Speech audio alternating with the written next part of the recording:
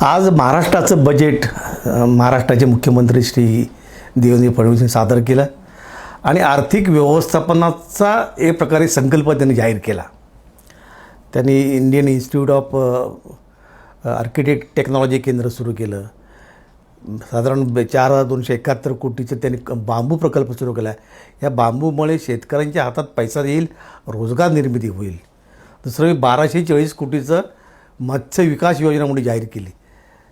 विशेष करून कोकणच्या किनारपट्टीवर, सर्वत्र किनारपट्टीवर आपल्या मत्स्य विकासाला खूप हातभार लागेल. त्यातून हे सगळे मत्स्य व्यावसायिक आहेत त्यांनाही रोजगार निर्मिती होईल. नवीन मुंबईत एक आम्हाला वाटतं आंतरराष्ट्रीय एज्युकेशन सिटी सुरू आली.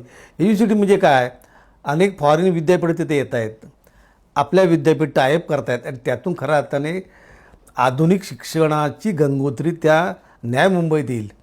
ते होणं गरजेचं होतं. कारण केवळ परदेशी विद्यापीठ येऊन चालणार नाहीत, त्याचं जे नॉलेज आहे आणि आपली विद्यापीठ आहेत ह्यांचं कोलॅबोरेशन करून मोठी क्रांती त्या विद्यापीठात होईल अशी त्यांनाही अपेक्षा नाही, आम्हाला सामान्य माणसाला अपेक्षा आहे. दुसरं असं की अटल सेतू परिसरात एक नवे तिसरी मुंबई तयार होते. मला त्याचं फार आकर्षण नाही, पण शेतकऱ्याच्या दृष्टिकोनातनं बांधावरचे जे रस्ते असतात, छोटे छोटे पाळंद रस्ते म्हणतात, ती त्यांनी चांगली स्कीम जाहीर केली की तिथून ग्रामीण भागातल्या शेतकऱ्यांना आपल्या शेतात जाण्याकरता बळीराजा पाळंद रस्ते त्यांनी योजना जाहीर केली.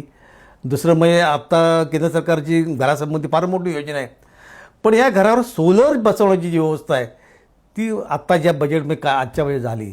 मला वाटतं हे सगळे जे हे आहेत हे फार महत्त्वाचे आहेत, ज्यातून एक आर्थिक व्यवस्थापनाचा दिशा आणि एका अर्थाने संकल्प मला वाटते अर्थसंकल्प आहे आणि म्हणून मी अर्थसंकल्पाचं स्वागत करतो.